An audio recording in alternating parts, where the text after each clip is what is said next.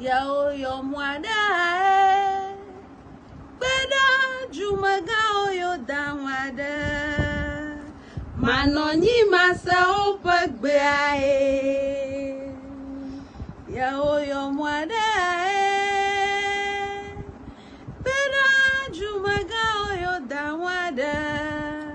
Manonyi masa opagbe ae Mi de kola onu hanu Kenya gomaja Ejwa oso yokojo ene ogble ne yase Enogaji hada hama odoji kumavo Enovi wona de magalio na yomuda Chigbo na yomuda kagbo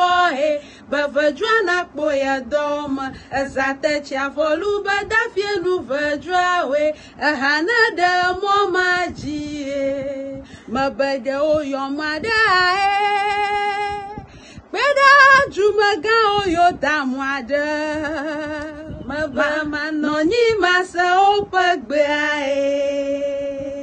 Mi de kola onu hanu Kenya gomaja Ejwa oso yokojo ene ogble ne yase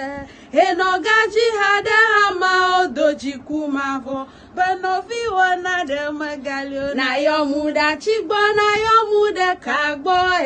Bavajwa na kpoya doma Bazate chiavolu badafye nu vajwa we Bahana de momaji Mabahaji ji asafani Etama bula eji hakplagbaha Amakawe toshi agbovo na muba Agbogbo na anublaga Kaope vie nyamanya Joma biagbala tongo kwa gbedeo Nana make vido gbagba mavwa juda zolimo Miede na negba Miatoga na vio migavon Novio bahaji ji asapani Betama bula eji hakplagbaha Amakawe toshi agbovo na muba Agbogbo na anublaga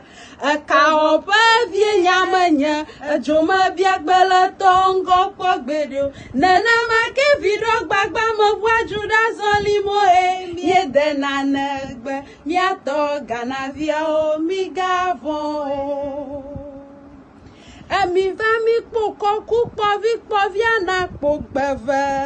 Mabega na viwo Emi va mi poko kupo vi povi na pogbeve Ne povia na pogbado kuna suswe na ode kanami Benu ya miedo edemia we la gbe ya mabeku penya glogbeto Pona jagaji atoke na dogagbe Asape na oja viade Made glonyavon Bemi chweki Nusianu pegamali lak